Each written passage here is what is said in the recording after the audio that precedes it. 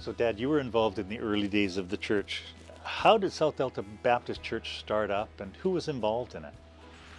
Yeah, well, I guess, when you think about Washington Beach Grove and Boundary Bay, it was really just a holiday community with summer homes.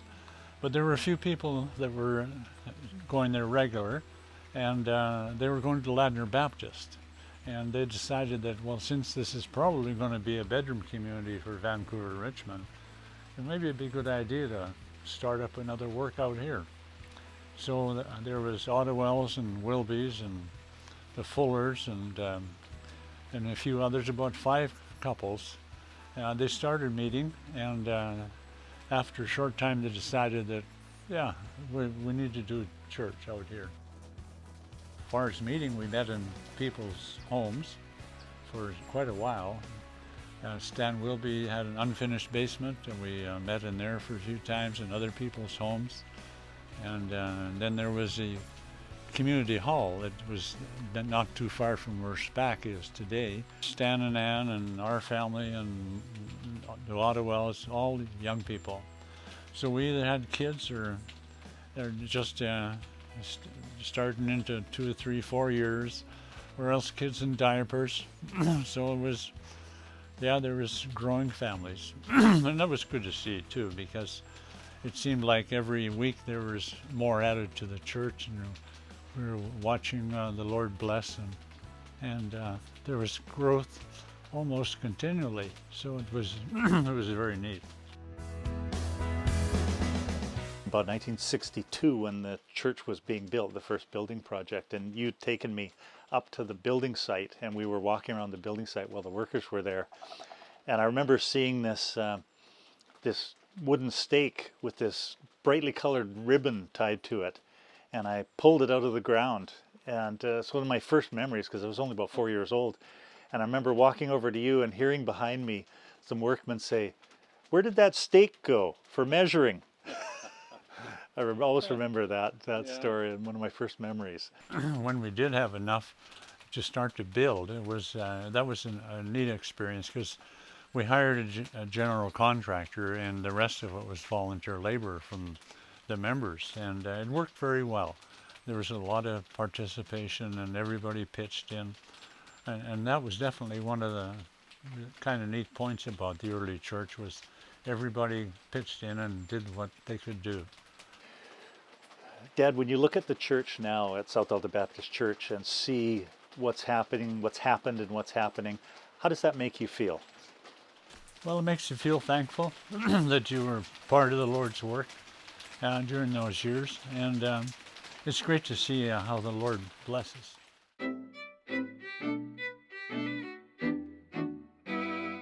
So the move in 1988 into this building, can you explain how that came about and how you remember that? So back in the early 80s, when Jerry Reeb arrived at South Delta, the congregation started to grow, and it got to the point where it was getting very congested at the 11A address.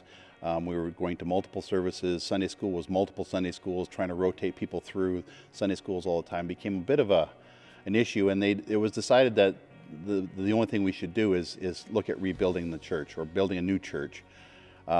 My father had been working with Block Brothers for many years in the real estate division. He knew a number of the senior people at Block Brothers who owned this particular piece of land at the time, and approached them and said if they would be interested in selling the church the piece of land in order to build a church here. They said yes, but there was a bit of a problem in that this was still part of the Agricultural Land Reserve. So after much prayer and discussion, the leadership in the church decided that it would be a good idea to approach the Agricultural Land Commission to see if they could get the land out of the reserve. After their presentation to the Agricultural Land Commission, they were turned down.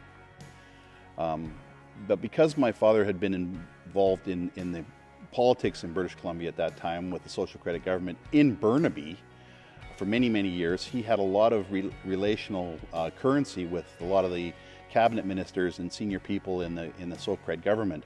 So they approached the government cabinet council, which was called ELUC. They made a presentation to ELUC and after they'd done their presentation, the Agricultural Land Commission, who was against it, made their presentation. The only problem is none of their equipment worked and they couldn't give their presentation the way they wanted to. At the end of all that, the ELUC, the cabinet group, approved the removal of the church property from the Agricultural Land Reserve. So they were able to start construction and build this property. The design of the property was done by an architect named James Chang, with a lot of input from church members. One of the big things was this center aisle down the middle of the sanctuary, very popular for weddings, and we felt because we're at the entrance to South Delta, they wanted to have a space where people could come and community could come and have weddings, funerals, use our gymnasium. All those pieces were designed and put in place because we wanted to invite community into our building, and we wanted to be able to reach the community for Christ. So it was all very intentional when they did it way back when. There was a lot of interesting parts. I remember, it was a big push with Ed Becker, Irv Hughes, Bob Wright, and probably my father were the four big pushes that I recall. Even to the point where Ed Becker and my father both had to sign personal guarantees for the mortgage on the church. Banks weren't too keen on putting mortgages on church because how do you foreclose on a church? So they wanted other people to make sure that there was security, that if something happened, they would have some sort of backing. So those two had to put their personal assets up for the church, which really spoke to their heart for this church and the people who are here, the congregation. And it's a very popular space, very easy to find. I mean, I still tell people I attend South Delta Baptist, and they go, "Where's that?" It's the big red church on the corner of 56 and Highway 17. So they know it. They see it when they drive by. And especially now with the mall here, a lot more people see it. So it's those sorts of things that I look at and I go, so these are God moments. I mean, I look at how God used my dad's relationship with the provincial government, with Block Brothers, how other people became involved in it, how he used Ed and my dad for the backing of this church, and how all those pieces came together long before we got to the point where we were building the church. So it was very exciting that to look back when you asked me to do this, to see how God's hand is in all this. Well, that's fantastic. I love how these people who were planning back in these days, early 80s to 1988 when they finally moved here, they were planning not only for their present time, but they were also thinking about the legacy that they would continue to build. Mm-hmm. And they were thinking about, like you said, the center aisle for weddings. And since then, how many weddings were we able to do here, right? And the funerals, about the large numbers of people that can be seated in this venue. We were able to serve high school graduations, Christmas concerts. We were able to do so many things in this building, serving the community who are in need financially, giving them dinner once a month through community dinner. There are so many fantastic things that we've been able to do to serve the community. And for them to have the foresight to know how this space can be utilized to serve our community, I think that's just awesome. And I think we all need to be thankful for these men and women who did that, but also for God for really working all of this for His good. Yeah. Well, you mentioned community dinners. I remember the commercial kitchen was a hot point because it's very expensive to build commercial kitchens. But there was a determination that we needed to have a quality commercial kitchen in the church, because if we wanted to provide meals for people and serve people that way, we needed to have the space and the equipment to do it well. So all those pieces fit together. You talked about weddings. The first wedding held in this church was my younger sister, and I remember the scramble it was to get the church built and completed so that we could hold her wedding in the church. So Donna, yeah. Oh, wow. She was the first wedding in this church. So it was, it's those things that you go, are the memories you have and the excitement that we had when the church was finally dedicated.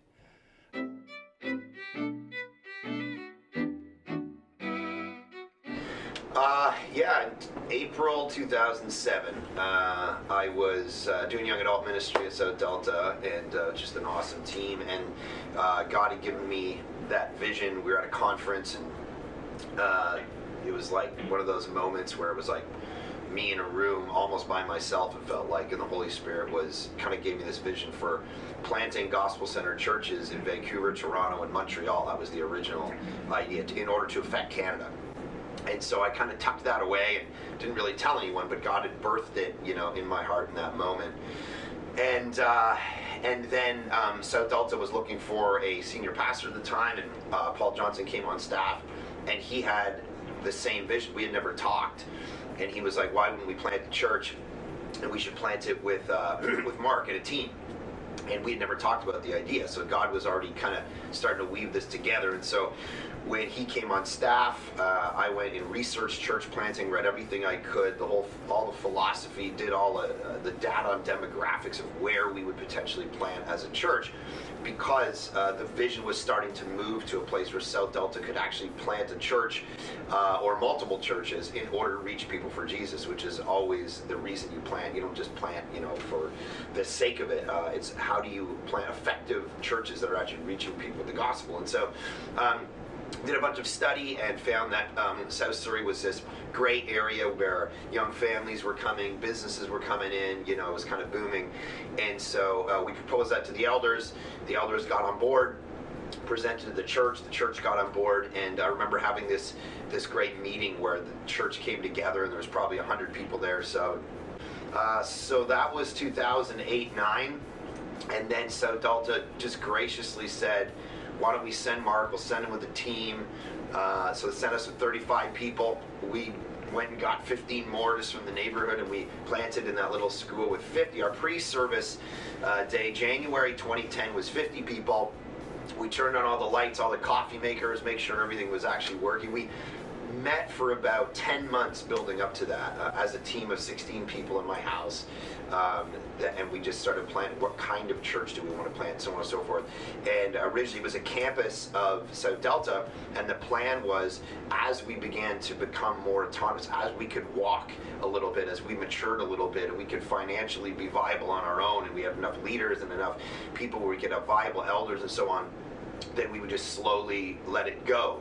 And that plan was originally to happen over 3 to 5 years, and that's even on paper the original pitch, and that's pretty well exactly what happened.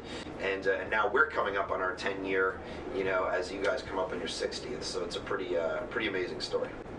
And I remember I would look out at the gym and it would just be full of people. People were sitting on benches. We had to move all the curtains back, and I was like, I don't know what we're going to do here.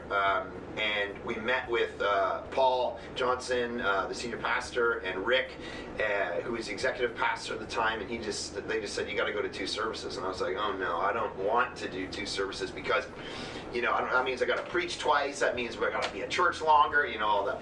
And so, and what's it going to do to the community feel the church? And they're like, no, you have to do it. And I remember I was scared to do it and hesitant to do it. And God had brought these guys into my life to be able to say, don't worry, it's been done before. It's the right thing to do.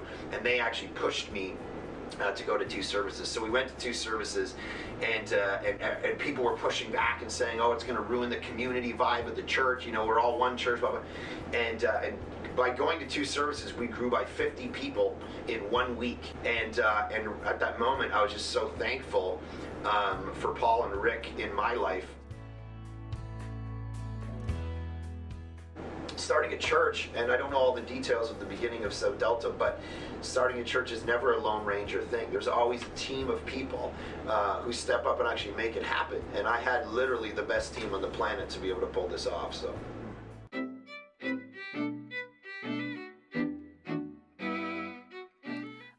We moved back to the South Delta area in the summer of 2018. We've been living in Edmonton the last 10 years. And I kind of liken it to when you're a kid playing outside and it's getting dark and your mom and dad are calling you home, calling you back. And you can kind of ignore that voice for a long time. And I think that was really how I could best illustrate my journey with faith and with the Lord. He was calling me and I finally listened. And in October of 2018, I came to SDBC. I'd been here before as a teenager when I was in college with some friends exploring my faith, and it seemed like a great place to come back to. There are a lot of things I enjoy most about being a part of the SDBC family, but if I had to pick one, it would be my community group. It's been such a blessing getting to know all of these wonderful Christians in different phases of their faith journey. We're able to encourage each other when things aren't going so great and celebrate when things are going wonderfully. It's just been such a wonderful thing for me to be able to be part of this group and build friendships that way. The most memorable moment for me at SDBC was my baptism. So at the age of 34, I was baptized by Pastor Paul, and my entire community group got in the tank with me. It was so meaningful to have them there with me, sharing that exciting moment in my journey with God, and I have nothing but wonderful memories of that moment.